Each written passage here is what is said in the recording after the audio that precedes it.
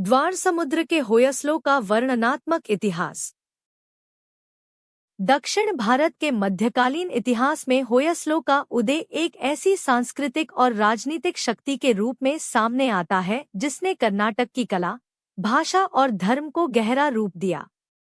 आरंभ में वे पर्वतीय क्षेत्रों के छोटे सरदार थे, पर कुछ ही पीढ़ियों में दक्षिणापथ की प्रमुख शक्तियों की पंक्ति में शामिल हो गए।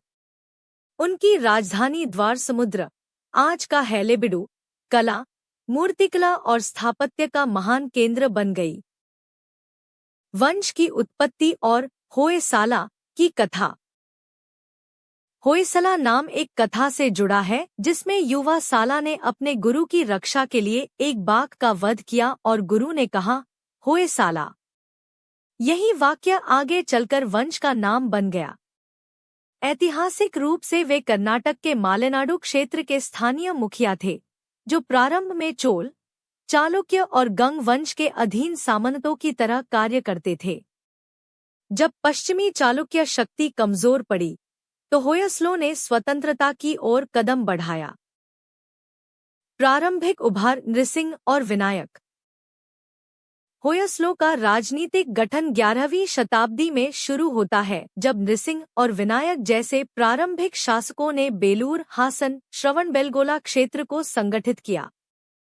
इन शासकों ने पर्वतीय क्षेत्रों में एक मजबूत आधार बनाया और धीरे धीरे आसपास के क्षेत्रों पर नियंत्रण स्थापित किया। इसी समय बेलूर का पहला भव्य मंदिर निर्माण, चेन्नकेशव परंपरा, शुरू होती है, जो आगे चलकर होयसला कला की पहचान बनता है। विष्णुवर्धन होयसला साम्राज्य का वास्तविक संस्थापक। विष्णुवर्धन होयसला इतिहास का वह शासक है जिसने राज्य को छोटे कुल राज्य से उठाकर एक मजबूत दक्कनी शक्ति का रूप दिया। उसकी प्रमुख उपलब्धियां थीं: चालुक्यों और चोलों के विरुद्ध निर्णायक युद्ध, द्वार समुद्र को मजबूत राजधानी बनाना, प्रशासनिक सुधार और सेना का विस्तार, विशाल मंदिर निर्माण, जिसमें बेलूर का चेन्नकेशव मंदिर प्रमुख है। उसके समय चोल होयसला संघर्ष अत्यंत प्रखर हुआ और उसने कई महत्वपूर्ण क्षेत्रों पर विजय पाई। उसकी धार्मिक नीति भी उल्लेखनीय थी, जहां वह जैन प्रभाव से वैष्णव भक्ति की ओर उन्मुख हुआ और इस परिवर्तन ने होयसला कला को नई दिशा दी।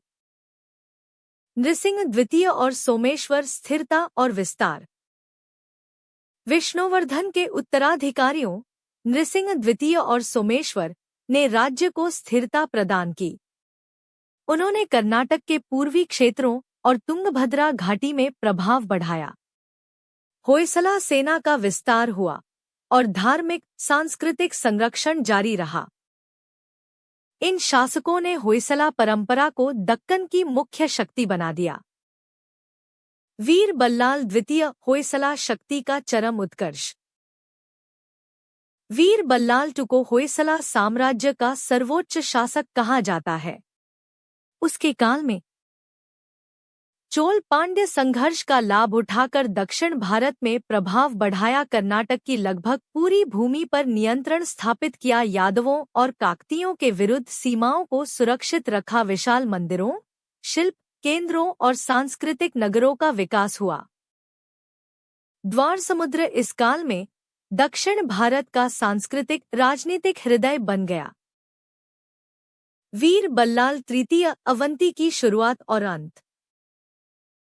13वीं-14वीं शताब्दी में होयसलों का पतन तेजी से शुरू होता है।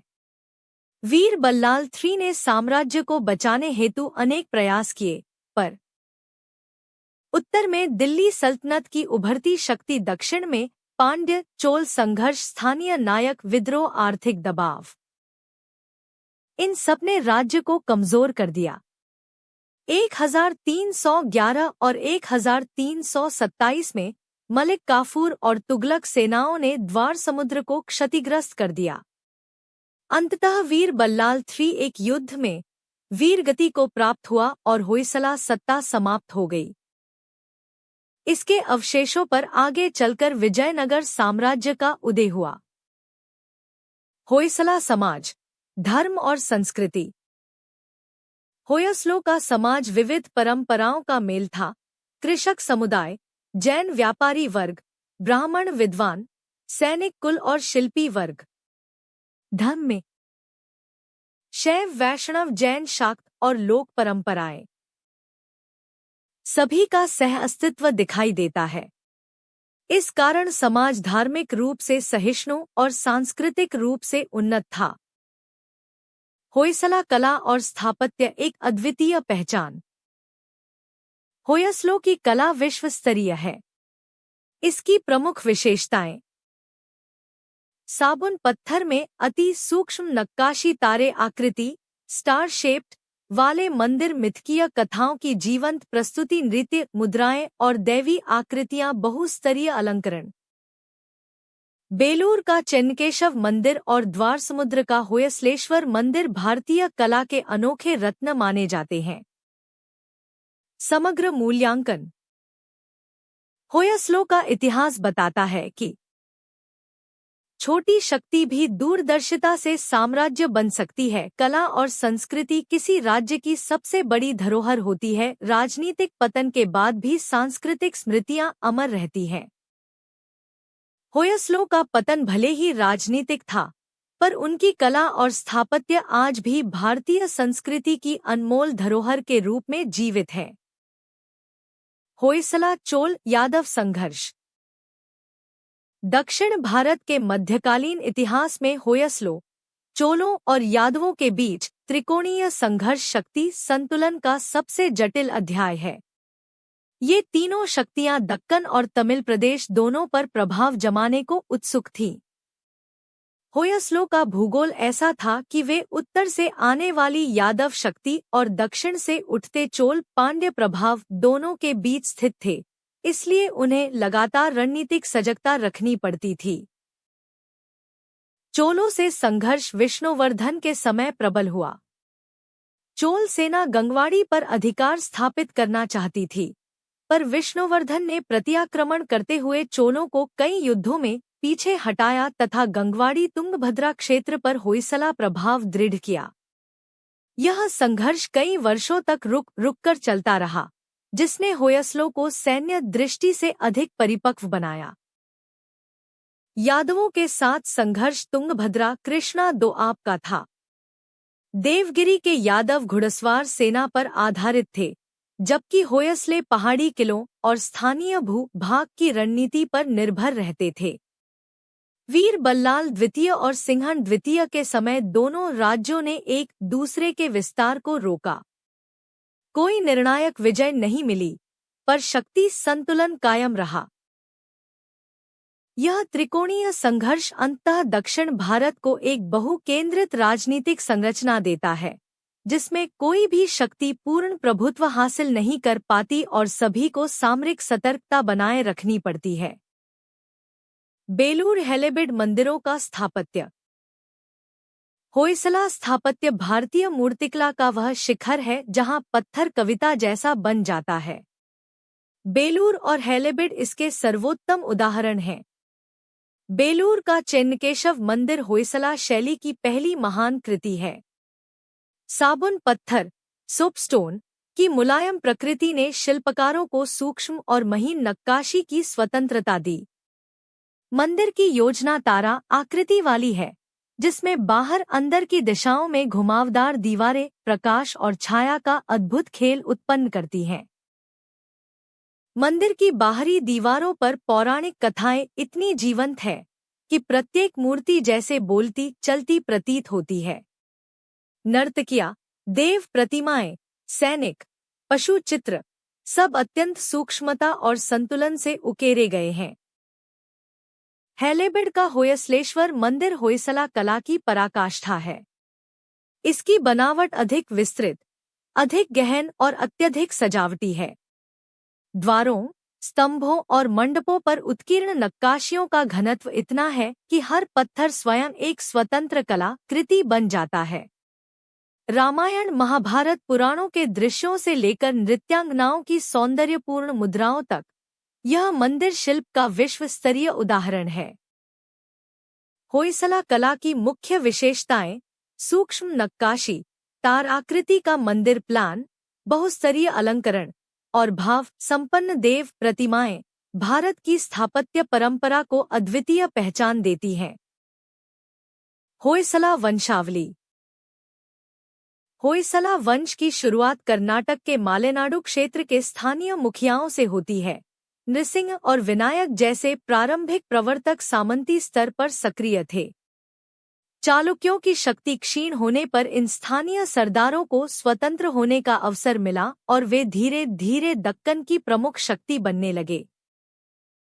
विष्णुवर्धन इस वंश का वास्तविक संस्थापक है, जिसने न केवल सैन्य विस्तार किया बल्कि बेलूर और द्वार समुद्र जैसे सांस्कृतिक केंद्रों का निर्माण करवाया। उसके बाद नृसिंह द्वितीय, सोमेश्वर जैसे शासकों ने स्थिरता और सीमाई नियंत्रण स्थापित किया। विराट उत्कर्ष वीर बल्लाल द्वितीय के समय आता है। वह चोल, पांड्य, यादव तीनों शक्तियों से मुकाबला करता हुआ कर्नाटक और उसके दक्षिण पूर्वी क्षेत्र पर व्यापक नियंत्रण स्थापित करता है। उसी के शासन में होयसला कला और राजनीति दोनों चरम पर पहुंचते हैं। अंतिम बड़ा शासक वीर बल्लाल तृतीय है, जिसने दिल्ली सल्तनत की दक्षिण में बढ़ती शक्ति और पांड्यों की उग्रता के बीच राज्य को बचाने का प्रयास किया। परंतु 1311 और 1327 के आक्रमणों ने होयसला सत्ता को तोड़ दिया और अंततः बल्लाल तृतीय के वीरगति प्राप्त करने के साथ ही वंश का अंत हो गया। UPSC होयसलों का उदय कर्नाटक के मालेनाडु क्षेत्र के स्थानीय सरदारों से हुआ। प्रारंभ में वे चालुक्यों के सामंत थे। विष्णुवर्धन ने गंगवाड़ी और तुंगभद्रा क्षेत्र में विजय प्राप्त कर होयसलों को स्वतंत्र शक्ति बनाया। चोल होयसला संघर्ष कावेरी तुंगभद्रा गंगवाड़ी क्षेत्र पर नियंत्रण को लेकर था। यादव होयसला संघर्ष उत्तरी कर्नाटक और कृष्णा तुंगभद्रा दोआब पर केंद्रित था। वीर बल्लाल द्वितीय के शासन को होयसला साम्राज्य का स्वर्णकाल माना जाता है। होयसला स्थापत्य की विशेषताएं: साबुन पत्थर में सूक्ष्म नक्काशी, तारा आकृति मंदिर योजना और गहन अलंकरण। बेलूर, चेन्नकेशव और हैलेबिड, होयसलेश्वर मंदिर विश्वस्तरीय स्थापत्य के उदाहरण हैं। वीर बल्लाल तृतीय दिल्ली सल्तनत के आक्रमणों के कारण पराजित हुए और होयसला साम्राज्य समाप्त हो गया। होयसलों के पतन के बाद विजयनगर साम्राज्य उभरा, जिसने उनकी सांस्कृतिक परंपराओं को आगे बढ़ाया। होयसला कला की विशेषताएं: होयसला कला भारतीय स्थापत्य और मूर्तिकला की सबसे परिष्कृत और सूक्ष्म परंपराओं में गिनी जाती है। इस कला की सबसे विशिष्ट पहचान है पत्थर में वह महीनता जो मानो धागे से बुना गया हो। होयसला शिल्पकारों ने साबुन पत्थर क्लोरेटिक शिस्ट को माध्यम बनाया, क्योंकि यह पत्थर मुलायम और चिकना होता है तथा सूक्ष्मतम नक्काशी को भी स्थिरता प्रदान करता है। यही कारण है कि बेलूर और हैलेबिड के मंदिर केवल संरचनाएं नहीं, बल्कि चलती फिरती कथा पुस्तकें प्रतीत होते हैं। होयसला मंदिरों की सबसे अनोखी विशेषता तारा आकृति स्टार शेप्ड योजना है। मंदिर की दीवारें सीधी नहीं होती, बल्कि बाहर अंदर की तरंगों की तरह बनी होती हैं, जिससे सैकड़ों उत्कीर्ण पैनलों की श्रृंखला उत्पन्न होती है। प्रकाश जब इन दीवारों पर पड़ता है तो छाया और आकृतियों का अद्भुत खेल उभरता है। मूर्तिकला में होयसलों का कौशल अतुलनीय है। देव प्रतिमाओं का भाव, चेहरे की कोमल रेखाएं, आभूषणों का सूक्ष्म विवरण, नर्तकियों की लयबद्ध मुद्राएं और पौराणिक कथाओं को वर्णनात्मक क्रम में उकेरने की कला, यह सब मिलकर होयसला शिल्प को दुनिया में अद्वितीय बनाते हैं। रामायण, महाभारत, भागवत पुराणों के दृश्य मंदिर की बाहरी दीवारों पर अध्यायबद्ध ढंग से मिलते हैं। स्तंभ कला भी अत्यंत विशिष्ट है। बेलूर के मंदिरों के मंडप में स्थित स्तंभ चिकने, दर्पण जैसी चमक वाले और सममितीय हैं, जिन्हें पत्थर परिवर्तन की पराकाष्ठा माना जाता है। समग्र रूप में होयसला कला सूक्ष्मता, अलंकरण, समृद्धि, कथात्मकता, ज्यामितीय कौशल और भक्ति भावना का अनूठा समन्वय है। होयसला प्रशासन अर्थव्यवस्था। होयसला प्रशासन दक्कन की परंपरागत व्यवस्था और सामंत आधारित तंत्र का मिश्रण था। राज्य का प्रमुख राजा था, जो सैन्य, राजनीतिक और धार्मिक अधिकारों का धारक होता था। उसके निकट मंत्रिपरिषद, सेनापति, पुरोहित और प्रांतीय अधिकारी, नाड मुख्य, विषय, पति आदि रहते थे। राज्य को नाडु, विषय, ग्राम आदि इकाइयों में बांटा गया था। प्रत्येक स्तर पर एक अधिकारी होता था जो कर संग्रह, न्याय प्रक्रिया, भूमि व्यवस्था, सुरक्षा और राजाज्ञाओं के पालन के लिए उत्तरदायी था। गांव प्रशासन की सबसे महत्वपूर्ण इकाई था, जहां स्थानीय सभाएं, ग्राम सभा या महाजन, भूमि, जल स्रोत और विवादों पर निर्णय लेती थी। अर्थव्यवस्था का मुख्य आधार कृषि थी। कर्नाटक के काले मिट्टी वाले क्षेत्रों में धान, ज्वार, बाजरा, गन्ना और दालें उगाई जाती थी। होयसलों ने जल संचयन पर विशेष ध्यान दिया। तालाब, बांध, कूप और नहरें बड़ी संख्या में बनवाई गईं। कर व्यवस्था भूमि मापन और उपज के आधार पर निर्धारित होती थी। साथ ही व्यापार पर भी कर लगते थे। व्यापारिक गतिविधियां अत्यंत सक्रिय थी। कर्नाटक तटीय व्यापार और आंतरिक व्यापार दोनों में महत्वपूर्ण केंद्र था। घोड़े, हीरे, कपास, वनोत्पाद, मसाले, इन वस्तुओं का व्यापार स्थानीय और अंतर क्षेत्रीय स्तर पर होता था। जैन व्यापारी वर्ग आर्थिक गतिविधियों में अग्रणी था और मंदिर संस्थाएं आर्थिक केंद्र का कार्य करती थी। होयसलों का प्रशासन स्थिर, अनुशासित और सामंत आधारित था, जिसने कला और सांस्कृतिक गतिविधियों को भी पर्याप्त संरक्षण दिया। होयसला वंशावली। नीचे वंशावली कथा रूप संरचना में चार्ट शैली में दी जा रही है। नृसिंह, प्रारंभिक मुखिया, विनायक बिन्नायक, प्रारंभिक प्रवर्तक, एरेगा बालाल, प्रारंभिक स्थानीय नेता, विष्णुवर्धन, वास्तविक उभार, चोलों पर विजय, बेलूर द्वार, समुद्र का विकास, नृसिंह द्वितीय, सीमा विस्तार और स्थिरता, सोमेश्वर, प्रशासनिक मजबूती, वीर बल्लाल द्वितीय, होयसला साम्राज्य का स्वर्णकाल, नरसिंह तृतीय, संक्रमण काल, वीर बल्लाल तृतीय, दिल्ली सल्तनत का आक्रमण, वंश का अंत। होयसला कालीन समाज, धर्म। होयसला कालीन समाज कर्नाटक की विविध परंपराओं, जातीय समूहों और धार्मिक धाराओं का ऐसा संगम था जिसमें पुराने दक्कनी तत्व, जैन व्यापारी, ब्राह्मण विद्वान, खेतिहर समुदाय और शिल्पकार सभी अपनी अपनी भूमिका निभाते थे। समाज का आधार कृषि और ग्राम व्यवस्था थी।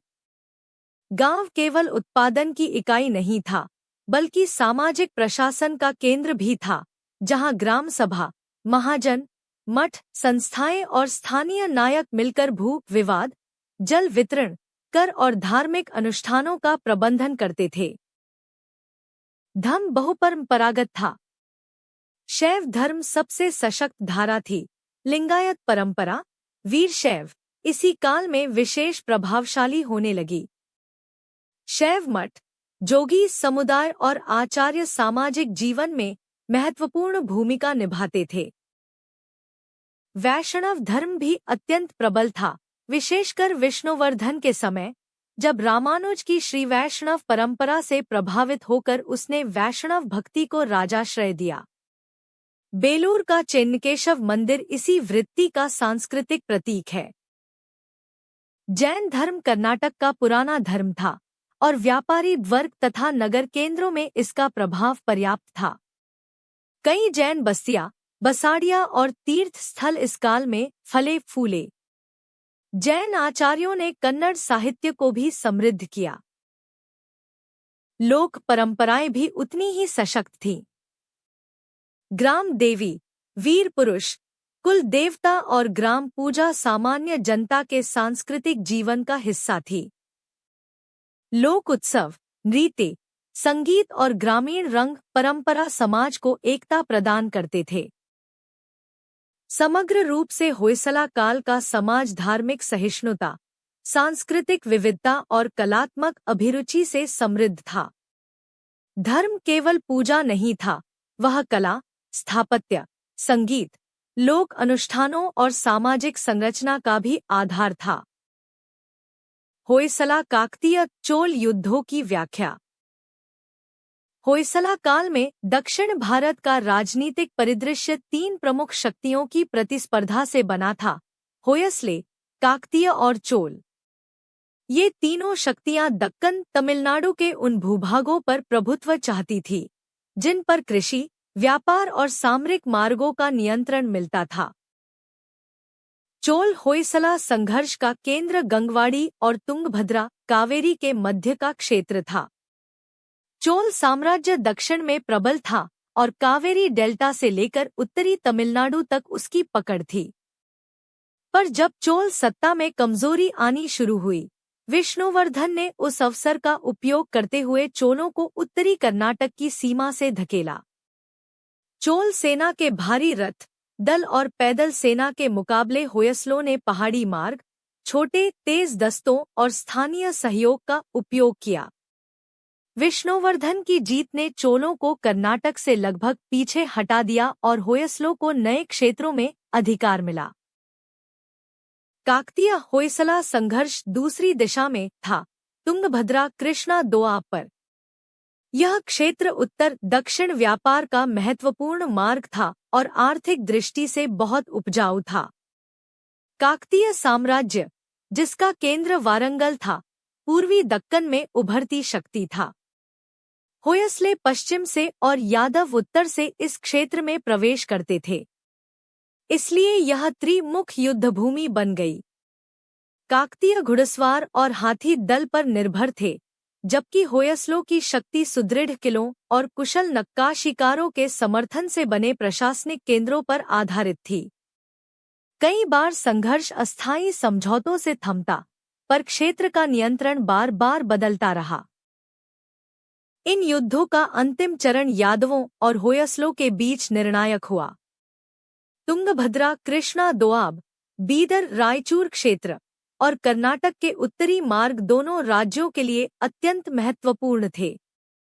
सिंघनटू और वीर बल्लालटू के समय दोनों शक्तियों ने अपने अपने क्षेत्रों की सीमा सुरक्षित रखी। यद्यपि कभी पूर्ण विजय किसी को नहीं मिली, पर यह युद्ध दक्षिण भारत में शक्ति संतुलन का आधार बना। इन त्रिकोणीय संघर्षों के कारण दक्षिण भारत एक बहु-केंद्रीय राजनैतिक ढांचे में विकसित हुआ, जिसमें किसी एक शक्ति का प्रभुत्व नहीं, बल्कि अंतःक्षेत्रीय संतुलन और स्थिरता महत्वपूर्ण थे। बेलूर हैलेबिड के मंदिरों की शिल्पकला का अत्यंत सूक्ष्म विश्लेषण। बेलूर और हैलेबिड के मंदिर भारतीय शिल्प परंपरा के ऐसे दृश्य महाकाव्य हैं, जिनमें पत्थर भाषा बन जाता है और कथा उसकी धड़कन। इन मंदिरों की शिल्पकला मात्र मूर्तिकला नहीं, बल्कि एक गहन सौंदर्य दर्शन है। सबसे पहले सामग्री, साबुन पत्थर, पर ध्यान देना आवश्यक है। इसकी नरमी और चिकनाई शिल्पकार को सूक्ष्मतम कोण, रेखा और आकृति उकेरने देती है। यही कारण है कि बेलूर हैलेबिड के मंदिरों में आभूषणों की महीन रेखाएं, बाल लटों की वक्रता, नर्तकियों की गति और देव मुद्राओं का जीवंत तनाव स्पष्ट दिखता है। मंदिर की योजना तारा आकृति है, जिससे दीवारों में सैकड़ों कोण बनते हैं।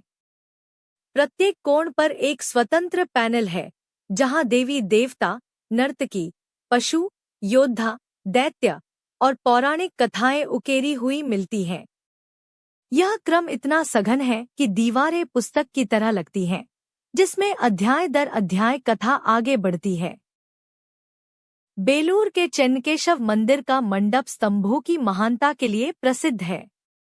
ये स्तंभ अत्यंत चिकने, चमकदार और ज्यामितीय रूप से पूर्ण है। कई स्तंभ ऐसे हैं जो दर्पण जैसी सतह रखते हैं, जिनमें मनुष्य का प्रतिबिंब तक दिखाई देता है। हैलेबिड का होयसलेश्वर मंदिर अलंकरण की पराकाष्ठा है। यहाँ स्तंभों, दीवारों और प्रवेश द्वारों पर नक्काशी इतनी सूक्ष्म है कि देखने वाला मंत्रमुग्ध हो जाता है। विभिन्न देव आकृतियों, शिव, विष्णु, दुर्गा के विविध रूपों को भावपूर्ण मुद्रा में गढ़ा गया है।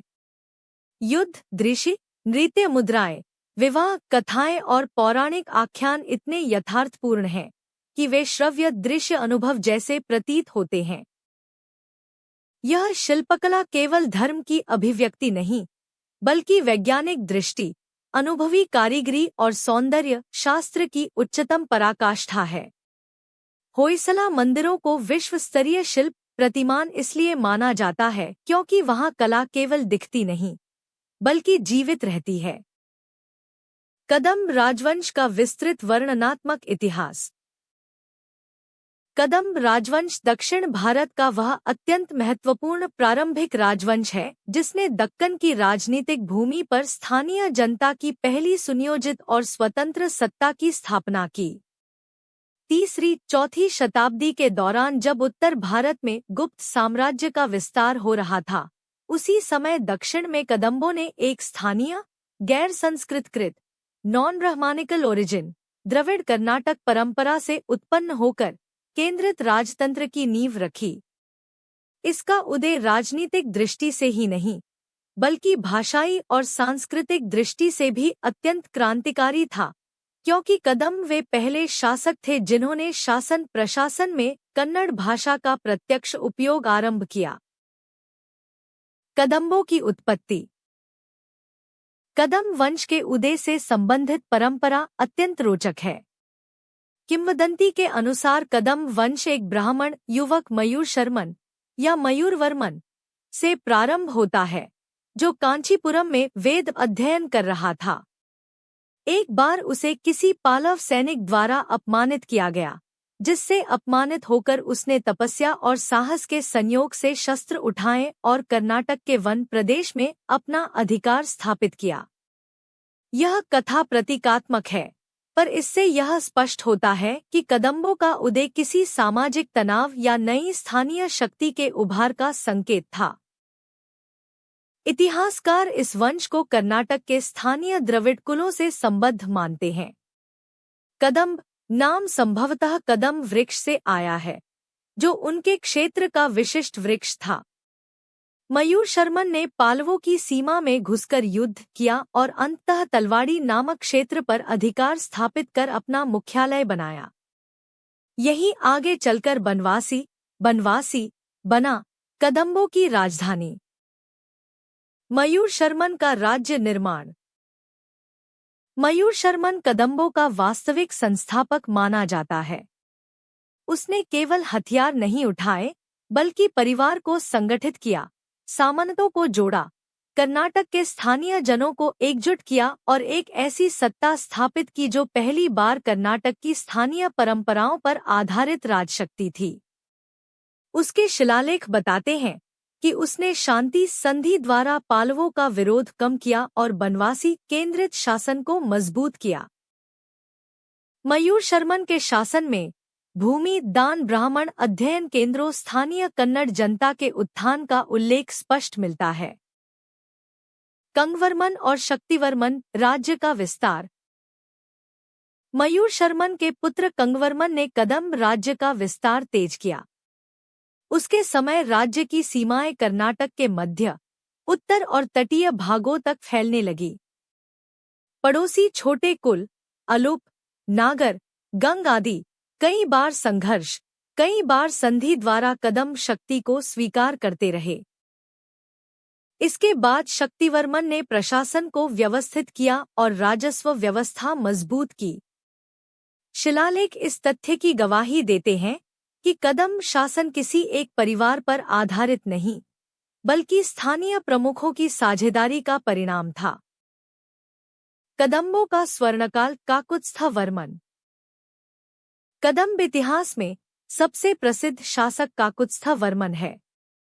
उसका काल कदंबों का स्वर्णकाल माना जाता है। वह विद्वान, दानवीर, साहसी और कूटनीतिज्ञ के रूप में जाना जाता है।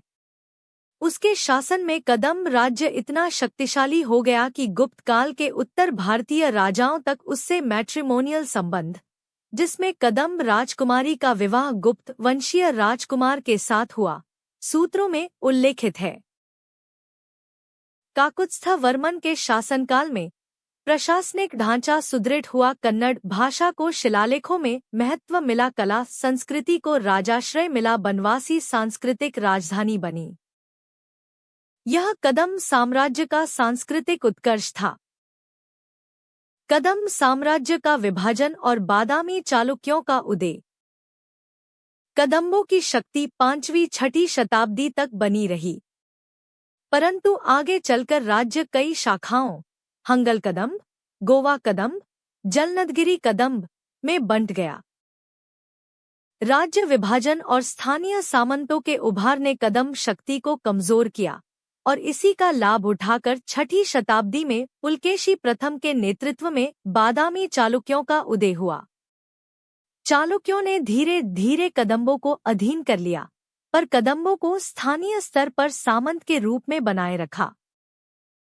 इस प्रकार कदम्ब वंश समाप्त नहीं हुआ, बल्कि सामंत स्तर पर लंबे समय तक जीवित रहा और बादामी चालुक्य वंश में कई कदम्ब सरदारों की भूमिका भी महत्वपूर्ण रही। कदम्बों का सांस्कृतिक महत्व। कदम्बों का महत्व केवल राजनीतिक नहीं है, उनकी सांस्कृतिक भूमिका अत्यंत गहरी है। वे दक्षिण भारत में प्रथम स्वदेशी कर्नाटकीय राजवंश थे। उन्होंने कन्नड़ भाषा को शिलालेखों और प्रशासन में अपनाया। यह क्रांतिकारी कदम था। बनवासी दक्षिण भारत का महत्वपूर्ण सांस्कृतिक केंद्र बना। कदम्बों की दान संस्कृति, शिक्षण संस्थाओं और मठ व्यवस्था ने कर्नाटक के बौद्धिक जीवन को दिशा दी। कदम्ब ताम्रपत्रों और प्राचीन कन्नड़ शिलालेखों से उनकी प्रशासनिक भाषाई विरासत प्रमाणित होती है। कदम्ब कला और स्थापत्य। कदम्ब युग का स्थापत्य बादामी चालुक्य कला का पूर्ववर्ती प्रोटोफॉर्म माना जाता है। सरल मंदिर संरचना, पत्थर की नींव, लकड़ी के मंडप आभास और स्थानीय द्रविड़ कन्नड़ शैली के तत्व कदम्ब स्थापत्य की विशेषताएं थीं। प्रसिद्ध कदम्ब मंदिर मधुकेश्वर मंदिर, बनवासी, आज भी इस शैली का प्राचीन उदाहरण है। कदम्ब प्रशासन। कदम्ब प्रशासन स्थानीय स्वशासन और ग्राम संरचना पर आधारित था। राजा सर्वोच्च था, पर ग्राम सभा, नाड़ अधिकारी, देसाई और स्थानीय सामंत शासन व्यवस्था में प्रत्यक्ष रूप से जुड़े थे। भूमि मापन, कर संग्रह और कृषि व्यवस्था कदम्ब शासन की प्रमुख आधार रेखाएं थी। कदम्ब वंश की ऐतिहासिक महत्ता। कदम्ब वंश ने दक्षिण भारत के इतिहास को 3 महत्वपूर्ण उपहार दिए। एक स्थानीय केंद्रित राजनीतिक व्यवस्था, कन्नड़ भाषा को प्रशासनिक मान्यता और दक्षिण द्रविड़ स्थापत्य परंपरा की प्रारंभिक नींव। होयसला, चालुक्य और बाद के कर्नाटक राजवंशों पर कदम्बों का सांस्कृतिक प्रभाव स्पष्ट रूप से देखा जा सकता है।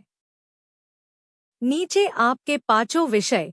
कदम्बों के सभी राजाओं की विस्तृत वंशावली, कदम्ब शासन प्रणाली और कर व्यवस्था, कदम्ब चालुक्य संघर्ष, बनवासी की सांस्कृतिक भूमिका, यूपीएससी बिंदुवार सारांश, बहुत विस्तृत, गद्यात्मक और सिर्फ हेडिंग्स को बोल्ड रखते हुए दिए जा रहे हैं।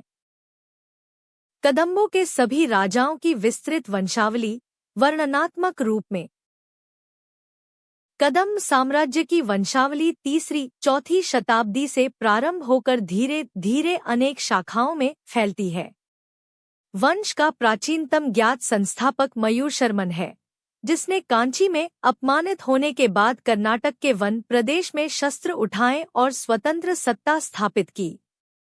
उसका शासन कदम्ब राज्य के उदय की ऐतिहासिक नींव माना जाता है। मयूरशर्मन के बाद उसका पुत्र कंगवर्मन सत्ता में आया।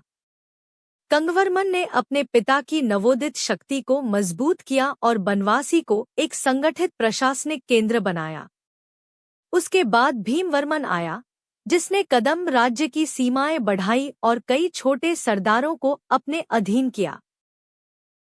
वंश का महत्वपूर्ण परिवर्तन ककुत्स्थवर्मन काकुस्थावर्मान के समय आता है। वह कदम्बों का सर्वाधिक प्रभावशाली राजा था, जिसने राज्य को दक्षिण भारत की एक प्रमुख शक्ति बना दिया। उसके राजनैतिक कौशल का पता इस बात से चलता है कि उत्तर के गुप्त वंश के साथ भी उसके वैवाहिक संबंध स्थापित हुए। ककुत्स्थवर्मन के बाद संतिवर्मन, मृगेशवर्मन, शिवमंदतिवर्मन, अभिराज और अन्य शासक आए, जिन्होंने विभिन्न स्तरों पर कदम्ब राज्य को जीवित रखा। आगे चलकर राज्य कई शाखाओं में बंटा: हंगल कदम्ब, गोवा कदम्ब, नागर कदम्ब, जिनका स्थानीय राजनीति में दीर्घकाल तक प्रभाव रहा। हालांकि 6वीं शताब्दी के उत्तरार्ध में बादामी चालुक्यों ने कदम्बों को परास्त कर दिया, पर वंश समाप्त नहीं हुआ। वे लंबे समय तक प्रांत स्तरीय सामंत के रूप में जीवित रहे और चालुक्य होयसला राजनीति में भी उनकी भूमिका दिखाई देती है। कदम्ब शासन प्रणाली और कर व्यवस्था। कदम्बों ने दक्षिण भारत में एक स्थानीय, ग्रामीण आधारित शासन तंत्र स्थापित किया। उनका प्रशासन क्षेत्रीय परंपराओं, ग्राम सभा और स्थानीय सरदारों पर आधारित था। राजा राज्य का सर्वोच्च केंद्र था, पर स्थानीय इकाइयों, नाडु, देसा, विषय और ग्राम पर प्रशासनिक नियंत्रण स्थानीय प्रमुखों में ही निहित रहता था। ग्राम सभा भूमि विवाद, कृषि निर्णय और जल वितरण से संबंधित कई कार्य स्वयं तय करती थी। कर व्यवस्था कृषि पर आधारित थी। भूमि की उर्वरता और फसल के आधार पर कर निर्धारित किए जाते थे। कदम्बों के ताम्रपत्रों में कर बंधन, भूमि दान, सिंचाई कर, चराई कर, व्यापार शुल्क का उल्लेख मिलता है। कृषि के साथ व्यापार भी कदम्ब अर्थव्यवस्था का आधार था। गोवा कर्नाटक तट से आने जाने वाले व्यापार मार्गों पर कर लगाया जाता था। जल संरचना पर विशेष ध्यान दिया गया। तालाब, कूप और नहरों के निर्माण में स्थानीय जनों से सहयोग लिया जाता था। कदम्ब प्रशासन का स्वरूप स्पष्टतः स्थानीय परंपराओं पर आधारित भारतीय राज्य मॉडल था, जिसने आगे चलकर चालुक्यों और होयसलों की प्रशासनिक प्रणाली की नींव रखी। कदम्ब चालुक्य संघर्ष। कदम्बों और बादामी चालुक्यों का संघर्ष दक्षिण भारत में पुरानी स्थानीय शक्ति और नवोदित साम्राज्यवादी शक्ति के बीच टकराव के रूप में देखा जाता है। जब कदम्ब साम्राज्य कमजोर पड़ने लगा, वंशीय विभाजन, सामंतों की स्वायत्तता और आंतरिक विरोध बढ़ने लगा, उसी समय पुलकेशी प्रथम के नेतृत्व में बादामी चालुक्यों का उदय हुआ। चालुक्यों ने कदम्बों को दक्कन पर अधिकार पाने के सबसे पहले प्रतिद्वंदी के रूप में देखा। कदम्बों की राजधानी बनवासी चालुक्यों के उभरते साम्राज्य मार्ग के बीच में पड़ती थी। इसलिए चालुक्यों ने योजनाबद्ध तरीके से कदम्ब शक्ति को सीमित करना शुरू किया। ककुत्स्थवर्मन के बाद कदम्बों की शक्ति कमजोर हुई और चालुक्यों ने धीरे धीरे उनके मुख्य क्षेत्रों पर अधिकार कर लिया। कई कदम्ब सरदारों को समझौतों के तहत सामंत बनाया गया और वे आगे चलकर चालुक्य सत्ता के अंतर्गत महत्वपूर्ण सैन्य अधिकारी भी बने। कदम्ब चालुक्य संघर्ष का परिणाम यह हुआ कि कदम्ब सत्ता समाप्त हो गई, पर उनकी प्रशासनिक और भाषाई परंपरा चालुक्यों में समाहित हो गई और कदम्ब वंश प्रांतीय सामंतों के रूप में जीवित रहा। बनवासी की सांस्कृतिक भूमिका। बनवासी कदम्बों की राजधानी ही नहीं, बल्कि दक्षिण भारत का एक प्राचीन सांस्कृतिक केंद्र था। यह स्थल साहित्य, शिक्षा, धर्म और शिल्प परंपरा के लिए प्रसिद्ध था। बनवासी की सांस्कृतिक महत्ता के प्रमुख आयाम: कन्नड़ भाषा का सबसे पुराना प्रलेखित उपयोग, प्राचीन मधुकेश्वर मंदिर, जैन बौद्ध प्रभाव और विद्वानों का संरक्षण, ताम्रपत्र दान और भूमि अभिलेखों का विस्तृत संग्रह। कवि कुवेंपु ने भी कहा है, रामायण में कहा गया वनवास मुझे बनवासी की याद दिलाता है। यह इसके ऐतिहासिक सांस्कृतिक महत्व को और गहरा करता है। बनवासी दक्कन की प्रारंभिक राजनीतिक जागृति, सांस्कृतिक सार्थकता और भाषाई स्वाभिमान का केंद्र था, जिसने आगे आने वाले दक्कनी साम्राज्यों पर स्थायी प्रभाव छोड़ा।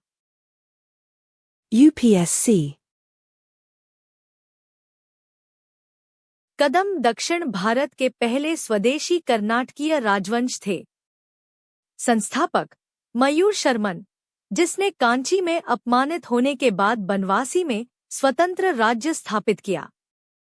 कदम्बों ने प्रशासन में कन्नड़ भाषा का उपयोग शुरू किया। यह ऐतिहासिक रूप से अत्यंत महत्वपूर्ण परिवर्तन था। प्रमुख शासक ककुत्स्थ वर्मन, जिसने कदम शक्ति को दक्कन में सर्वोच्च स्तर तक पहुंचाया। कदम शासन स्थानीय ग्राम सभा, सामंतों और भूमि दान प्रणाली पर आधारित था। कर व्यवस्था कृषि, व्यापार, चराई और सिंचाई पर आधारित थी। कदम चालुक्य संघर्ष के परिणामस्वरूप कदम राज्य का राजनीतिक अंत हुआ, पर उनकी सांस्कृतिक परंपरा बनी रही। बनवासी दक्षिण भारत का महत्वपूर्ण सांस्कृतिक धार्मिक केंद्र था। कदम वंश पूर्ण रूप से समाप्त नहीं हुआ। अनेक शाखाएं हंगल, गोवा सदियों तक स्थानीय राजनीति में सक्रिय रहीं। गंग राजवंश का विस्तृत वर्णन। गंग राजवंश दक्षिण भारत का एक अत्यंत प्राचीन, दीर्घकाल तक टिकने वाला और सांस्कृतिक रूप से समृद्ध राजवंश था। यह वंश मुख्यतः कर्नाटक क्षेत्र से जुड़ा था और लगभग 350 ईस्वी से 1000 ईस्वी तक कई राजनीतिक उतार चढ़ावों के बावजूद सत्ता के किसी न किसी रूप में उपस्थित रहा। गंग शासन की सबसे बड़ी विशेषता यह थी कि यह दक्कन के राजनीतिक परिदृश्य में कई बार बदलते साम्राज्यों पल्लव, चालुक्य, राष्ट्रकूट के बीच संतुलन बनाता रहा। गंगों ने स्थानीय परंपरा, जैन धर्म, शिल्प कला, भूमि दान और ग्राम प्रशासन को जिस रूप में विकसित किया, उसने कर्नाटक की संस्कृति को स्थायी रूप से प्रभावित किया। यह वंश अक्सर श्रमण परंपरा के संरक्षक और दक्षिण भारत की प्रारंभिक ग्रामीण प्रशासनिक मॉडल का प्रतीक माना जाता है। गंग वंश की उत्पत्ति। गंगों की उत्पत्ति को लेकर कई मत हैं। कुछ इतिहासकार इन्हें उत्तर भारत के गंग क्षेत्र से आए प्रवासी मानते हैं, पर अधिकांश विद्वानों का मत है कि गंगों का उद्भव कर्नाटक के पुराने जनजातीय क्षत्रिय समूहों से हुआ। गंगा नाम संभवतः कावेरी नदी के स्रोत क्षेत्रों या कर्नाटक के पहाड़ी जल प्रदेश से जुड़ा था। गंग वंश के संस्थापक कांगनीवर्मन माने जाते हैं, जिन्होंने लगभग 4वीं शताब्दी के आरंभ में दक्षिण कर्नाटक के क्षेत्रों कोलार, तोंडनूरू, तालवाड़ी को संगठित कर राज्य की नींव रखी। उनकी राजधानी प्रारंभ में कवलीपुर और बाद में तलक्कड़ बनी। प्रारंभिक गंग शासन तलक्कड़ से विस्तार। प्रारंभिक गंग शासक स्थानीय सामंतों को अपने अधीन करते हुए धीरे धीरे कर्नाटक के दक्षिणी और मध्य भागों पर अधिकार स्थापित करते हैं।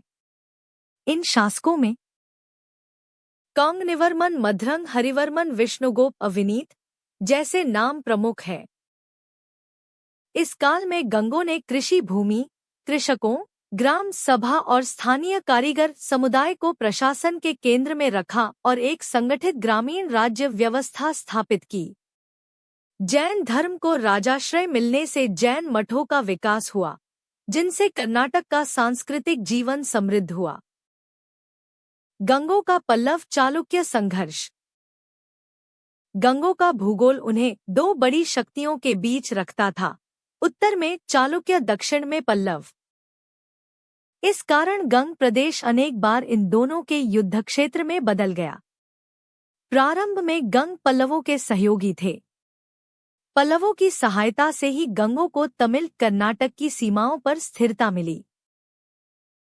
परंतु बादामी चालुक्यों के शक्ति विस्तार के बाद गंगों को अपनी कूटनीति बदलनी पड़ी। पुलकेशी द्वितीय के समय गंग चालुक्यों के सहयोगी बन गए। गंगों ने कई बार चालुक्यों की दक्षिणी सीमाओं की रक्षा में महत्वपूर्ण भूमिका निभाई। गंगों का स्वर्णकाल दुर्विनीत। गंग वंश का वास्तविक स्वर्णकाल दुर्विनीत का शासन माना जाता है। दुर्विनीत एक योद्धा, विद्वान, संस्कृत कन्नड़ संस्कृति का संरक्षक और स्थिर शासन व्यवस्था स्थापित करने वाला शासक था। उसने चालुक्यों और पल्लवों के बीच संतुलन बनाकर गंगों की स्वतंत्रता सुनिश्चित की। दुर्विनीत कला, साहित्य, संगीत और दान धर्म का महान संरक्षक था। उसके समय गंग शासन कर्नाटक की सबसे स्थिर सत्ता था। राष्ट्रकूट युग में गंगों की स्थिति। जब 8वीं-9वीं शताब्दी में राष्ट्रकूटों का उदय हुआ, गंगों को फिर अपनी कूटनीति समायोजित करनी पड़ी। दक्कन की विशाल राष्ट्रकूट सेना के सामने गंगों ने अपने क्षेत्रों को बचाने के लिए उनसे मैत्री कर ली। गंग राष्ट्रकूटों के दक्षिणी सामंत और सैन्य सहयोगी दोनों बने रहे। गंगों ने राष्ट्रकूट साम्राज्य की कई युद्ध अभियानों में निर्णायक भूमिका निभाई। इस काल का सबसे प्रसिद्ध गंग सैन्य नायक बुतुगाटु और चमुंडराय थे, जिन्होंने दक्षिण के अनेक युद्धों में विजय प्राप्त की। चमुंडराय और गोमतेश्वर गंग कला का शिखर। गंग वंश के सांस्कृतिक इतिहास में सबसे चमकता हुआ अध्याय चमुंडराय का है। इसी ने श्रवणबेलगोला में प्रसिद्ध गोमतेश्वर बाहुबली की विशाल प्रतिमा 981 ईस्वी बनवाई, जो 57 फीट ऊंची एकाश्म सिंगल स्टोन प्रतिमा है और पूर्णतः जैन दर्शन की अहिंसा आत्मविजय की शिक्षाओं को प्रकट करती है। यह प्रतिमा भारतीय शिल्प परंपरा की श्रेष्ठतम उपलब्धि मानी जाती है और गंगों के सांस्कृतिक उत्कर्ष का प्रमाण है। गंगों का पतन, चोलों का उदय। 10वीं शताब्दी के अंत तक गंग प्रदेश चोलों के विस्तार का मुख्य लक्ष्य बन गया। चोल राजा राजराज और राजेंद्र ने बेलूर, हासन, तलक्काड और मैसूर क्षेत्र पर एक एक करके नियंत्रण कर लिया। इस प्रकार लगभग 1000 ईस्वी में गंगों का स्वतंत्र राज्य समाप्त होकर चोल साम्राज्य में विलीन हो गया। लेकिन गंग परिवार के कुछ सरदार स्थानीय प्रशासन में बने रहे और आगे चलकर होयसलों के अधीन पुनः महत्वपूर्ण हो गए। गंग वंश का प्रशासन और समाज। गंग प्रशासन की मुख्य विशेषताएं थी। ग्राम सभा द्वारा प्रशासन, भूमि दान, ब्राह्मण, जैन मठों को, जल स्रोतों का सामूहिक प्रबंधन, कृषक और शिल्पकार समुदाय की सहभागिता। गंग समाज अत्यंत सांस्कृतिक और धार्मिक विविधता वाला समाज था। जैन धर्म का गहरा प्रभाव ब्राह्मण संस्कृति और वैदिक पूजा, लोक परंपराएं और देवी उपासना सभी एक साथ चलते रहे। गंगों का सांस्कृतिक योगदान। गंगों का सांस्कृतिक योगदान अत्यंत महत्वपूर्ण है। गोमतेश्वर प्रतिमा, भारतीय शिल्पकला का चमत्कार, कन्नड़ तथा संस्कृत साहित्य का संरक्षण, जैन मठ परंपरा का विकास, शिलालेखों में कन्नड़ भाषा का उपयोग, स्थानीय कला, तंत्र और मूर्तिकला की नई शुरुआत। कई इतिहासकारों के अनुसार गंगों ने कर्नाटक में स्वदेशी राजनीतिक संस्कृति की नींव रखी। UPSC गंग वंश, वेस्टर्न गंगास, कर्नाटक का महत्वपूर्ण प्राचीन राजवंश था। 350 से 1000 ईस्वी तक सक्रिय। राजधानी पहले कवलीपुर, बाद में तलक्काड। संस्थापक कौंगनिवर्मन। दुर्विनीत, गंगों का स्वर्णकाल। जैन धर्म का उभार और चमुंडराय द्वारा श्रवणबेलगोला में गोमतेश्वर प्रतिमा। राष्ट्रकूटों के सामंत और सैन्य सहयोगी। पल्लव चालुक्य संघर्ष में महत्वपूर्ण भूमिका। 1000 ईस्वी के आसपास चोलों द्वारा पराजित।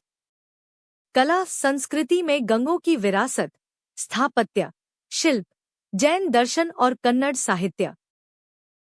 गंग वंश की पूरी वंशावली। गंग राजवंश की वंशावली बहुत लंबी है, लेकिन यहाँ मुख्य राजाओं की मूल राजवंशीय धारा को क्रम से सरल चार्ट जैसे रूप में दिया जा रहा है, ताकि याद भी रहे और समझ भी आए। यह वही पश्चिमी गंग तलकड़ वाले हैं। कौंगनिवर्मन कौंगनिवर्मा माने जाने वाले संस्थापक मधुरंग हरिवर्मन विष्णुगोप अविनीत, स्थिरता और विस्तार का प्रारंभ ईत बटा दुर्विनीत, गंगों का स्वर्णकाल, महत्वपूर्ण शासक मुष्करवर्मन श्रीपुरुष शिवमार राचमल्ल प्रथम, एरिगंग एरेंगंग बुतुगा आई एरिगंग टू बुतुगा टू, राष्ट्रकूटों के साथ मिलकर युद्धों में प्रसिद्ध, मरसिया या मरुल, राचमल्ल टू राचमल्ल थ्री चमुंडराय, राज्य पुरुष और सेनानायक, गोमतेश्वर के निर्माता के रूप में प्रसिद्ध, स्वयं शासक नहीं, पर राज व्यवस्था में गंग वंश की प्रतिनिधि शक्ति, अंतिम गंग शासक वे राजा जो 10वीं 11वीं सदी में चोलों से पराजित हुए और जिनके साथ स्वतंत्र गंग सत्ता का अंत हो गया, जबकि वंश कुछ समय तक स्थानीय अधिपति के रूप में जिंदा रहा। ऊपर की धारा में वे प्रमुख नाम हैं जिनसे गंग इतिहास की मुख्य राजनीतिक रेखा चलती है, विशेषकर कांगनिवर्मन, अविनीत, दुर्विनीत, बुतुगाटू और चमुंडराय। गंग चोल युद्धों का विस्तृत विश्लेषण। गंग चोल संघर्ष दक्षिण भारत के उस मोड़ का प्रतिनिधित्व करता है जहां एक पुराना, स्थानीय, गहराई से जड़े जमा चुका राजवंश गंग सामने था और दूसरी ओर उभरती हुई, अत्यधिक संगठित, समुद्री और सैन्य समृद्ध शक्ति चोल। यह संघर्ष केवल सीमाओं के लिए नहीं, बल्कि पूरे कर्नाटक तमिल क्षेत्र के सत्ता संतुलन के लिए था। गंगों का मुख्य इलाका दक्षिण कर्नाटक, कावेरी तलक्काड़ मैसूर क्षेत्र था। चोल अपने विस्तार में उत्तर की ओर बढ़ते हुए इन्हीं क्षेत्रों को अपने अधीन करना चाहते थे। राजराज चोल और उसके उत्तराधिकारी राजेंद्र चोल ने कर्नाटक की दिशा में जो मुख्य सैन्य अभियान चलाए, उनमें गंग प्रदेश अत्यंत महत्वपूर्ण लक्ष्य था। प्रारंभिक चरण में चोलों और गंगों के संबंध सीधे युद्ध के रूप में नहीं, बल्कि प्रभाव और मान अधीनता के रूप में दिखाई देते हैं। चोल सैन्य शक्ति इतनी अधिक थी कि अनेक स्थानीय राजवंशों ने उनके साथ सीधी टक्कर के बजाय सामंजस्य या सीमित अधीनता स्वीकार की। गंग राजाओं ने भी शुरू में इस रणनीति को अपनाया, यानी चोलों से पूर्ण युद्ध नहीं, बल्कि सीमित सहयोग और राजनीतिक समझौते। लेकिन समय के साथ साथ चोलों ने गंग प्रदेश को सीधे अपने प्रशासनिक ढांचे में शामिल करने की कोशिश की। यही वह मोड़ था जब संघर्ष तेज हुआ। चोल सेना की विशेषता थी घुड़सवारों और पैदल सैनिकों का संयोजन, भारी रथ दल और अनुशासित नौसैनिक आपूर्ति। गंगों के पास पहाड़ी भू-भाग की कठिनता, स्थानीय जनता का समर्थन और पुराने किलों की शक्ति थी, पर उनकी संसाधन संचय की क्षमता चोलों जितनी नहीं थी। जब चोल राजा राजराज ने गंग प्रदेश पर संगठित आक्रमण किया, तो उसने केवल राजाओं को नहीं, बल्कि पूरे प्रशासनिक ढांचे को लक्ष्य बनाया। ग्राम केंद्र, मठ, मंदिर और स्थानीय कर व्यवस्था तक को अपने नियंत्रण में लेने की नीति अपनाई। धीरे धीरे तलक्काड़, बेलूर, हासन और मैसूर क्षेत्र पर चोलों का प्रभाव बढ़ता गया। गंग चोल युद्धों का अंतिम परिणाम यह हुआ कि गंगों की स्वतंत्र राजसत्ता समाप्त हो गई। गंग शासक चोलों के अधीन स्थानीय नायक स्तर पर सिमट गए और गंग प्रदेश चोल प्रशासन की नई इकाइयों में विभाजित कर दिया गया।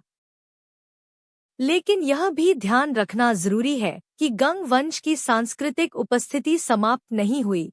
उनकी जैन परंपरा, ग्राम संरचना और शिल्प संस्कृति आगे चलकर होयसलों और विजयनगर की सांस्कृतिक विरासत में घुल-मिल गई। गोमतेश्वर प्रतिमा, श्रवणबेलगोला का स्थापत्य वर्णन। श्रवणबेलगोला की गोमतेश्वर बाहुबली प्रतिमा केवल एक धार्मिक मूर्ति नहीं, बल्कि भारतीय शिल्प इतिहास की सबसे विलक्षण उपलब्धियों में से एक है। यह गंग युग के सेनानायक और महामंत्री चामुंडराय द्वारा 981 ई के आसपास बनवाई गई और जैन धर्म के अहिंसा, संयम और आत्म विजय के आदर्शों का मूर्त रूप है। यह प्रतिमा एक भी विशाल पत्थर एकाश्म से निर्मित है और लगभग 57 फुट ऊंची है। पहाड़ी पर खड़ी यह आकृति दूर से ही एक शांत, स्थिर, दिव्य मानव आकार की तरह दिखाई देती है। बाहुबली पूर्ण निर्वस्त्र, दिगंबर रूप में ध्यानमग्न खड़े हैं। यह जैन परंपरा में अपरिग्रह और शरीर जागरूकता से परे आत्म तत्व का प्रतीक है।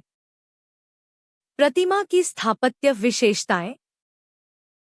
शरीर का अनुपात अत्यंत संतुलित है। सिर, गर्दन, कंधे, भुजाएं, वक्षस्थल, उदर और पैर सब मानवीय मापों के अनुपात में हैं, पर एक उन्नत आदर्श मानव की तरह।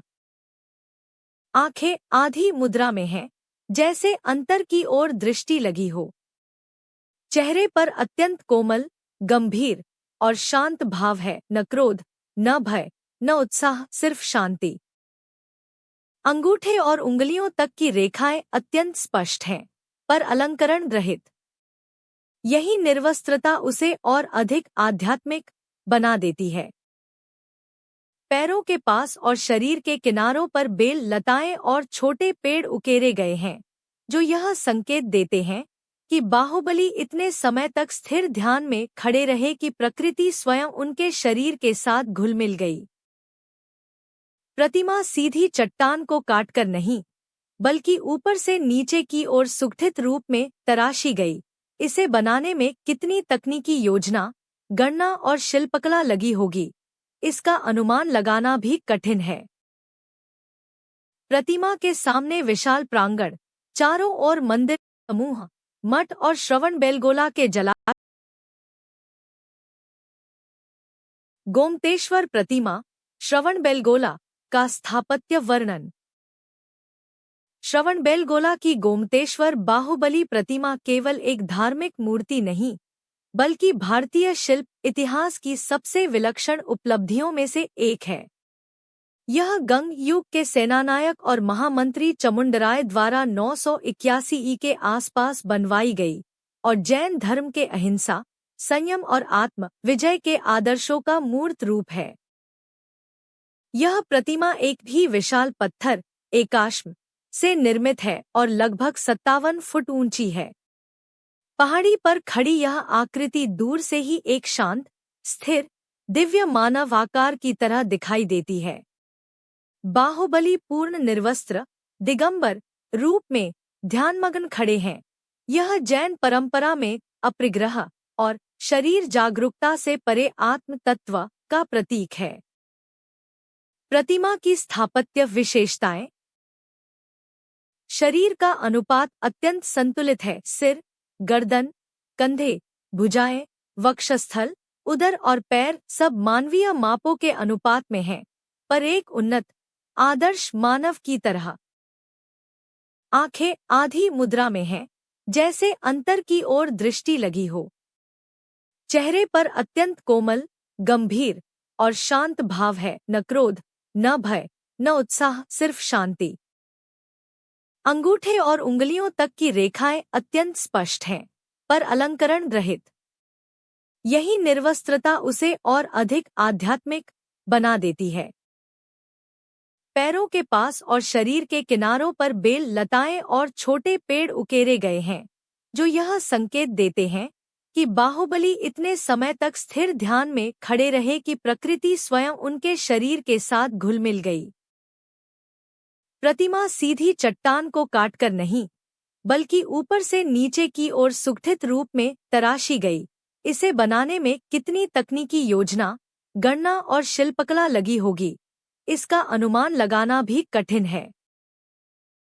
प्रतिमा के सामने विशाल प्रांगण, चारों ओर मंदिर समूह, मठ और श्रवणबेलगोला के जलाशय। यह पूरा परिसर मिलकर उसे केवल एक मूर्ति नहीं रहने देता, बल्कि एक जीवित तीर्थ, एक स्थापत्य संपूर्ण सृजन बना देता है। गोमतेश्वर प्रतिमा गंग वंश की वह धरोहर है जो आज भी दक्कन की जैन भक्ति, शिल्प, कौशल और आध्यात्मिक दृष्टि का विश्व स्तरीय प्रतीक है। गंगकालीन समाज अर्थव्यवस्था। गंगकालीन समाज मूलतः कृषि आधारित, ग्राम केंद्रित और धार्मिक सांस्कृतिक रूप से अत्यंत जीवंत था। समाज की नींव गांव थे जहां कृषक, शिल्पी, पशुपालक, व्यापारी, ब्राह्मण और जैन मठों के अनुयायी मिलकर एक जटिल लेकिन संगठित सामाजिक संरचना बनाते थे।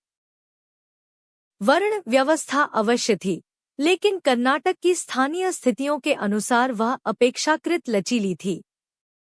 ब्राह्मण वर्ग धार्मिक अनुष्ठान, शिक्षा और विधि व्यवस्था से जुड़ा था।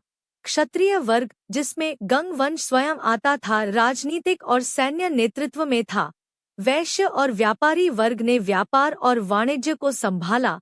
शूद्र और शिल्प समुदाय ने खेती, निर्माण, पत्थर कला, धातु कला, वस्त्र निर्माण और स्थानीय उत्पादों का काम संभाला। धर्म की दृष्टि से जैन धर्म गंग युग की विशेष पहचान है। अनेक गंग शासक जैन धर्म के संरक्षक थे और जैन मठों को विशाल भूमि दान, कर मुक्त गांव और आर्थिक सहायता दी जाती थी। यही कारण है कि श्रवणबेलगोला जैसे तीर्थ केंद्र विकसित हो सके। ब्राह्मणवादी वैदिक धर्म भी समाज में सम्मानित था। अनेक अग्निहोत्र, वेदशाला और मंदिरों को गंगों ने भूमि दान दिए। लोक धर्म, विशेषकर ग्राम देवी, नाग पूजा और वीर पूजा भी उतने ही सशक्त थे और ग्रामीण समाज की सामूहिक आस्था का हिस्सा थे। अर्थव्यवस्था का आधार। कृषि चावल, ज्वार, बाजरा, तिलहन, गन्ना और दालें प्रमुख फसलें थीं। जल प्रबंधन तालाब, कूप, नहर और बरसाती जल संग्रह के परंपरागत तरीके गंग शासन में फले। पशुपालन, बैल, गाय, भैंस, भेड़ और बकरियां ग्रामीण अर्थव्यवस्था में महत्वपूर्ण थे। व्यापार स्थानीय और अंतर्देशीय दोनों। कर्नाटक के भीतर से कपास, अनाज, लोहे के उपकरण, पत्थर, शिल्प और मसाले विभिन्न क्षेत्रों में जाते थे। भूमि दान प्रणाली गंग काल की प्रमुख विशेषता थी। ब्राह्मण, जैन मठ और मंदिरों को दी गई दान भूमि पर कर मुक्ति मिलती। इसके बदले वे शिक्षा, धार्मिक संरक्षण, सामाजिक सेवा और कभी कभी सिंचाई व्यवस्था जैसी गतिविधियां चलाते। समाज में कला संस्कृति भी गहराई से जुड़ी थी। गीत, नृत्य, कथावाचन, लोक नाटक और त्योहार सभी वर्गों को एक साथ जोड़ते थे। यह वही सामाजिक आर्थिक धरातल था जिस पर आगे चलकर होयसलों की समृद्ध कला और कन्नड़ साहित्य की महान परंपरा खड़ी हुई। काकतीय वंशावली। काकतीय वंश की वंशावली अनेक चरणों में विकसित हुई। पहले छोटे सामंती नायक, फिर क्षेत्रीय शासक और अंत में दक्षिण भारत की एक शक्तिशाली स्वतंत्र सत्ता। नीचे प्रमुख राजाओं की धारा ऐसे दी जा रही है जैसे चार्ट नीचे की ओर बह रहा हो। बेतरजा आय, प्रारंभिक नायक, संभवतः चालुक्य अधीन प्रोल आय, स्थानीय शक्ति का विस्तार गुंडाया, क्षेत्रीय स्तर पर मजबूत काकतीय पहचान। बेतरजा टू, सामंती शक्ति से उभरते क्षेत्रीय केंद्र की ओर कदम। प्रोल टू, स्वतंत्रता के बीज। तेलंगाना पर अधिकार। त्रिभुवनमल रुद्रदेव 1158 से 1195 सी, पहला महान काकतीय शासक। हनमकोंडा राजधानी। महादेव 1195 से 1199 सी, संक्षिप्त शासन। गणपति देव 1199 से 1262 सी, काकतीय साम्राज्य का स्वर्णकाल। वारंगल का विकास। रुद्रमादेवी 1262 से 1289 सी, दक्कन की महान स्त्री। शासक, नायक। विद्रोह का दमन। प्रसादित्य बटा महादेव टू, संक्षिप्त अंतराल। प्रतापरुद्र 1289 से 1323 सी, अंतिम महान शासक। दिल्ली सल्तनत के संघर्ष में पतन। 1323 सी में वारंगल का पतन और काकतीय स्वाधीन सत्ता का अंत। काकतीय वंश की बाद की शाखाएं पोतातियास, रेड्डी, पद्मनायक, स्थानीय नायक संस्कृति के रूप में जीवित रहीं और विजयनगर साम्राज्य की राजनीति में भी शामिल हुईं। रामप्पा मंदिर का स्थापत्य विश्लेषण। रामप्पा मंदिर, आधिकारिक नाम रुद्रेश्वर मंदिर, 13वीं शताब्दी का वह स्थापत्य रत्न है जिसे यूनेस्को ने विश्व विरासत स्थल के रूप में मान्यता दी है। इसे काकतीय शासक गणपति देव के सेनानायक रेचरला रुद्र ने बनवाया था। यह मंदिर काकतीय कला, विज्ञान, सौंदर्य बोध और तकनीकी कौशल का अद्भुत संगम है। मंदिर की सबसे अनोखी विशेषता उसकी फ्लोटिंग ब्रिक्स है, हल्की, छिद्रयुक्त, तैरने वाली ईंटें जो छत निर्माण में उपयोग की गईं। इन ईंटों ने छत के भार को अत्यंत कम किया, जिससे नींव पर दबाव कम पड़ा। यह तकनीक दक्षिण एशियाई स्थापत्य में अभूतपूर्व मानी जाती है। मंदिर की योजना द्रविड़ शैली पर आधारित है, पर इसमें काकतीय विशेषताओं, लाल बलुए पत्थर की आधार संरचना, काले बेसाल्ट बटा ग्रेनाइट की मूर्तिकला और सुडौल अनुपात का अद्भुत संतुलन है। बाहरी भाग में नृत्य मुद्राओं, देवगणों, संगीत संयोजन, युद्ध दृश्यों और पौराणिक कथाओं की सूक्ष्म, जटिल, अत्यंत जीवंत आकृतियां उत्कीर्ण हैं। मदनिका या नर्तकी प्रतिमाएं मंदिर की पहचान है। प्रत्येक नर्तकी की मुद्रा इतनी जीवंत है कि उनकी देह रेखाओं में लय, संगीत और गति महसूस होती है। शरीर वक्रता, आभूषण, अंग भंगिमा और चेहरे के सूक्ष्म भाव सब मिलकर उन्हें त्रिआयामी जीवंतता देते हैं। शिखर, विमान में काकतीयों का विशिष्ट रथ आकृति प्रभाव मिलता है। ऊपर की ओर धीरे धीरे सिकुड़ती स्तर संरचना, जिसके किनारों पर अलंकरण पंक्तियां हैं। अंदर गर्भगृह अत्यंत शांत, कम रोशनी वाला और शैव परंपरा के अनुरूप संरचित है। मंदिर का प्रांगण विस्तृत है और इसके मंडपों पर खंभों की शैली प्रसिद्ध है। ये खंभे चिकने, बहुभुजाकार और ध्वनि गुणों वाले हैं, यानी उनमें हल्की चोट से संगीत स्वर निकलते हैं। यह तकनीकी कौशल काकतीयों की वैज्ञानिक दृष्टि का संकेत है। रामप्पा मंदिर केवल स्थापत्य का नमूना नहीं, यह मध्यकालीन दक्षिण भारत की सौंदर्य दृष्टि, वैज्ञानिक इंजीनियरिंग और कलात्मक संवेदना का सर्वोच्च प्रमाण है। काकतीय यादव होयसला त्रिकोणीय संघर्ष। तेलंगाना, कर्नाटक, आंध्र क्षेत्र 12वीं-13वीं सदी में 3 शक्तियों के बीच टकराव का केंद्र था। काकतीय, वारंगल, यादव, देवगिरी, होयसला, द्वार समुद्र। यह संघर्ष केवल विजय अभियानों का नहीं था, बल्कि व्यापार मार्गों, कृषि उपज, तटीय बंदरगाहों और दक्कन के सामरिक मार्गों पर नियंत्रण का संघर्ष था। काकतीय यादव संघर्ष मुख्यतः कृष्णा नदी के उत्तरी दोआब पर था। यादव घुड़सवार प्रधान राज्य थे, जबकि काकतीयों की शक्ति पैदल सेना, किलेबंदी और जल संरचनाओं पर आधारित थी। दोनों राज्यों के बीच कई बार टकराव हुआ, परंतु कोई निर्णायक विजय किसी को नहीं मिली। दूसरी ओर, काकतीय होयसला संघर्ष दक्षिण पश्चिम दक्कन के तुंगभद्रा क्षेत्र पर केंद्रित था। यह क्षेत्र व्यापार और सैन्य हेतु अत्यंत महत्वपूर्ण था। होयसलों की शक्ति पहाड़ी किलों और नजदीकी कर्नाटक क्षेत्र पर आधारित थी। काकतीय होयसला संबंध कभी सहयोगी कभी शत्रुतापूर्ण रहे। कई बार दोनों ने यादवों के विरुद्ध गठबंधन भी बनाया। त्रिकोणीय संघर्ष का मुख्य बिंदु था कि कोई भी शक्ति पूरे दक्कन पर एकछत्र नियंत्रण स्थापित नहीं कर सकी।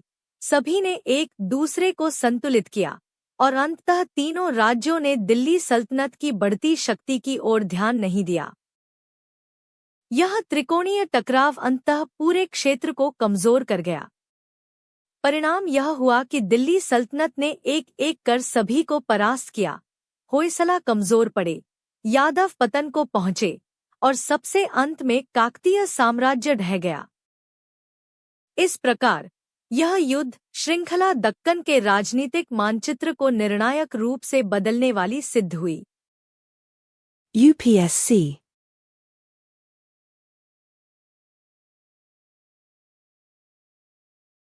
काकतीय राज्य एक नायक सामंती प्रणाली नयंकरा सिस्टम पर आधारित था। राजा सर्वोच्च था, पर प्रांतों में नायक सैन्य शासक के रूप में शासन करते थे। नायक प्रशासनिक, राजस्व और सैनिक अधिकार रखते थे, पर उन्हें नियमित कर और सैनिक राजा को भेजने पड़ते थे। स्थानीय प्रशासन की मूल इकाई ग्राम सभा थी, जिसमें कृषक, काबिल कार्यकर्ता, शिल्पकार और धर्म प्रतिनिधि शामिल होते थे। काकतीय शासन में टैंक सिंचाई प्रणाली इरिगेशन टैंक्स का विस्तार अभूतपूर्व था। चेरुवु, कत्ता, कोंडा आदि संरचनाएं बनाई गईं। कृषि उत्पादन मुख्य राजस्व स्रोत था। धान, बाजरा, कपास, दालें और तिलहन मुख्य फसलें। नायक प्रणाली में भूमि दान, एनेटकर, मनियम, स्वयं कृपा भूमि का बड़ा महत्व था। व्यापार, विशेषकर तटीय आंध्र मार्गों को कर ढांचे और सुरक्षा प्रदान की गई। सामाजिक जीवन में शैव धर्म प्रमुख, पर वैष्णव और जैन दोनों का सम्मान। काकतीय राज्य ने शिल्पकार संघों, नर्तकियों, संगीतकारों और मंदिर केंद्रित संस्कृति का संरक्षण किया। न्याय व्यवस्था धर्म, शास्त्र और स्थानीय प्रथाओं के मिश्रण पर आधारित थी। काकतीय कला की विशेषताएं। काकतीय कला दक्षिण भारत की मध्यकालीन कला परंपरा में एक अनूठी पहचान रखती है। यह कला न केवल द्रविड़ शैली से प्रभावित है, बल्कि उसमें कन्नड़, काकतीय और स्थानीय तेलुगु शिल्प तत्व भी गहराई से जुड़े हैं। इनकी कला का सबसे बड़ा गुण है सूक्ष्मता, लय, नृत्य भाव और जीवंत अभिव्यक्ति, जो मध्यकालीन दक्कन की सौंदर्य संवेदना को मूर्त रूप देती है। काकतीय कला का सबसे विशिष्ट पहलू उनकी नृत्य प्रधान मूर्तिकला है। मंदिरों की बाहरी दीवारों, मंडपों और स्तंभों पर उत्कीर्ण नर्तक नर्तकियों की आकृतियों में देह लय, करुण रस, श्रृंगार भाव और संगीत की थिरकन तक महसूस की जा सकती है। चेहरे के भाव, नेत्र मुद्राएं, अंग भंगिमाएं और उंगलियों की स्थिति तक इतनी सूक्ष्मता से तराशी गई है कि मूर्तियां जीवित प्रतीत होती हैं। दूसरी बड़ी विशेषता है अत्यंत सजावटी अलंकरण। काकतीय मूर्तियों में आभूषणों का विवरण, कपड़ों की लहरें, मुकुटों की जटिल डिजाइन, कमर पट्टा, पायल और अन्य सौंदर्य तत्व अत्यंत सूक्ष्मता से उकेरे गए हैं। इनकी शिल्प परंपरा श्री नंदीश्वर और कीर्तिमुख जैसे अलंकरणों से भी जानी जाती है। रामप्पा मंदिर में मिलने वाले स्टार शेप्ड प्लिंथ, चिकने बहुभुज स्तंभ और हल्की छत ईंटें, फ्लोटिंग ब्रिक्स, वास्तुकला में काकतीय कौशल की वैज्ञानिकता का प्रमाण है। काकतीय कला में युद्ध दृश्य, देवी देवताओं के विविध रूप, वन्य जीव, गज, श्रृंगार, सिंह, मुख और मिथक आधारित कथाएं अत्यंत प्रमुख हैं। साथ ही मंदिरों में स्तंभों की ध्वनि गुणिता और उनका संगीतात्मक होना काकतीय समाज की संगीत प्रधान संस्कृति की पहचान है। सार में काकतीय कला जीवंतता, सौंदर्य, लय, तकनीकी कुशलता और गहन प्रतीकवाद से भरी हुई है, जो इसे दक्षिण भारत की सबसे विशिष्ट कला शैलियों में स्थान देता है। वारंगल किले का स्थापत्य विश्लेषण। वारंगल काकतीय साम्राज्य की राजनीतिक प्रतिभा और स्थापत्य कौशल का महानतम उदाहरण है। यह किला केवल एक दुर्ग नहीं, बल्कि बहुस्तरीय रक्षा संरचना, शहरी नियोजन और धार्मिक राजनीतिक प्रतिष्ठा का संयोजन है। वारंगल किले का सबसे अद्भुत पहलू है उसकी त्रिपर्कोटीय संरचना, अर्थात 3 अलग अलग घेरों वाली सुरक्षा व्यवस्था। सबसे बाहरी परकोटा लगभग 19 किलोमीटर लंबा है, जो एक पूरे शहरी क्षेत्र को घेरे हुए था। दूसरा परकोटा अपेक्षाकृत संकरा पर अत्यंत सुदृढ़ था। तीसरा और सबसे भीतरी किला राजा की सुरक्षित राजधानी का केंद्र था। भीतरी किले में पाए जाने वाले 4 विशाल तोरण कीर्ति तोरण काकतीय वास्तुकला का वैश्विक स्तर का प्रतीक हैं। इन तोरणों की ऊंचाई, उनके स्तंभों पर उत्कीर्ण सूक्ष्म नक्काशी और द्वार मंडल की सम्मिति अद्वितीय है। आज वारंगल की पहचान इन्हीं 4 तोरणों से होती है। किले के भीतर मंदिरों, प्रांगणों और सभा स्थलों के अवशेष मिलते हैं। इनमें से कई संरचनाएं उच्च कोटि की शिल्प, नक्काशी, नृत्य मुद्राएं, देवी आकृतियां और वीर प्रतिमाएं दर्शाती हैं। पत्थर की कटाई इतनी सटीक है कि बड़े बड़े ब्लॉकों के बीच की जोड़ रेखा तक स्पष्ट नहीं होती। वारंगल किले में जल संचयन और रक्षा तंत्र दोनों का अत्यंत वैज्ञानिक स्वरूप देखा जाता है। चारों ओर की मिट्टी और कंकरीली भूमि में जल संग्रह हेतु गहरे तालाब, नहर जैसी संरचनाएं और ढलानदार भूमि योजना पूरी तरह योजनाबद्ध लगती है। यह किला दर्शाता है कि काकतीय केवल कलाकार नहीं थे, वे महान नगर विश्लेषक, इंजीनियर और रणनीतिक योजनाकार भी थे। वारंगल किला दक्कन की महान सांस्कृतिक राजनीतिक परंपरा का उत्कृष्ट प्रतिनिधि है। काकतीय दिल्ली सल्तनत संघर्ष का विस्तृत युद्ध वर्णन।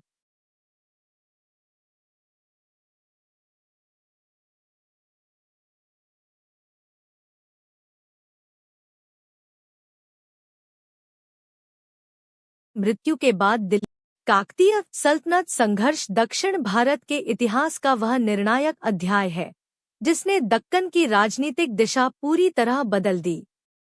काकतीयों का अंतिम चरण प्रतापरुद्र के शासन में आता है, जब दिल्ली सल्तनत खिलजी वंश की महत्वाकांक्षा के साथ दक्कन की ओर बढ़ने लगी।